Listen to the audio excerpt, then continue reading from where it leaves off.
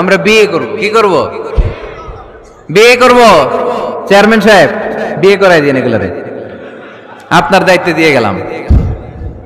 এই girlfriend boyfriend এগুলো ইসলামের কালচার নয়। বিয়ের চেয়ে ভালো কাজ পৃথিবীতে হতে পারে। বিয়ে করতে গেলেই বাপে বলে আগে নিজের পায়ে দাঁড়া। তো এতদিনও কার পায়ে দাঁড়াইছে? ছেলে মেয়েদেরকে সাহস দেন, ছেলেও পড়বে। ওই যে একজন চিল্লান দিয়ে উঠছে, ওর কমন পড়ছে, কমন পড়ছে, মাশাআল্লাহ।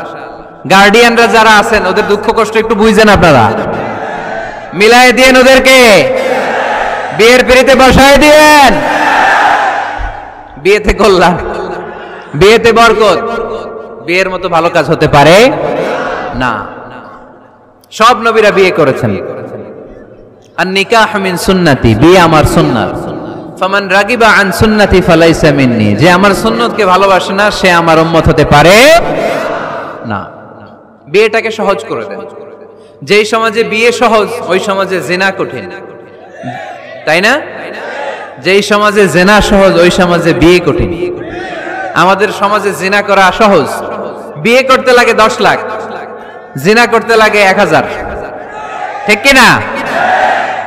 10 লাখ টাকা ছাড়া বিয়ে করা যায় না। এটা লাগবে, ওইটা লাগবে, এই দাও, ওই দাও, মোহর দাও, বিশাল অঙ্কের মোহর। 10 লক্ষ টাকা ধার্য না করলে মেয়ে দিবে না, এরকম আছে না নাই? না, এগুলো আসলে ইসলামিক কালচার না। ছেলের বাবা মেয়ের বাবা উভয়কে আমি বলি বিয়েটা সহজ করে দেন, সহজ করে দেন। ছেলে পড়াশোনা করুক, সমস্যা নাই, মেয়েও পড়ুক, কিন্তু তারা পবিত্রভাবে তাদের সম্পর্ককে মেনটেন করুক, ঠিক কিনা? তাদের এই যৌবনের তাড়নায় যে পাপের সাথে জড়াবে তার পার্সেন্টেজ গুণা বাবা হিসেবে আপনার কাঁধেও আছে না নাই? এজন্য বাবারা সাবধান, মায়েরা সাবধান, বিয়েটাকে সহজ করেন।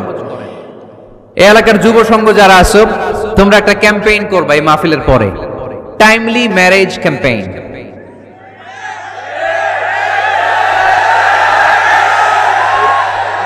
টাইমলি ম্যারেজ ক্যাম্পেইন, সময় মতো বিয়ে দিতে হবে, দেরি করা যাবে। বাপ মা বুঝে না, একজনকে হুজুর আব্বাই বুঝে না।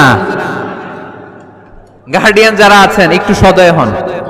ওরা যে পাপের সাথে, পাপের রাস্তা যে ওরা চিনে যাচ্ছে, পাপের পথে যে জড়িয়ে যাচ্ছে, আল্লাহর সুপ্রিম কোর্টের কাঠগড়ায় আসামি করে আল্লাহ সেদিন আপনারে দাঁড় করাবে।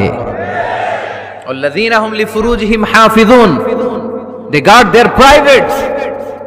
মুকদ্দামাতুল হারামে হারাম, এট এ গ্ল্যান্স।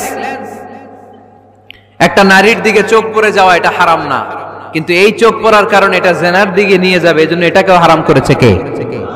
মুকদ্দামাতুল হারামে হারাম, এই নজরটা বড় খারাপ। আন-নাযার সাহামুন মাসমুমুন মিন সিহামি ইবলিস, এই নজর হচ্ছে শয়তানের বিষ মাখানো তীরের মধ্যে থেকে একটা ভয়ঙ্কর তীর।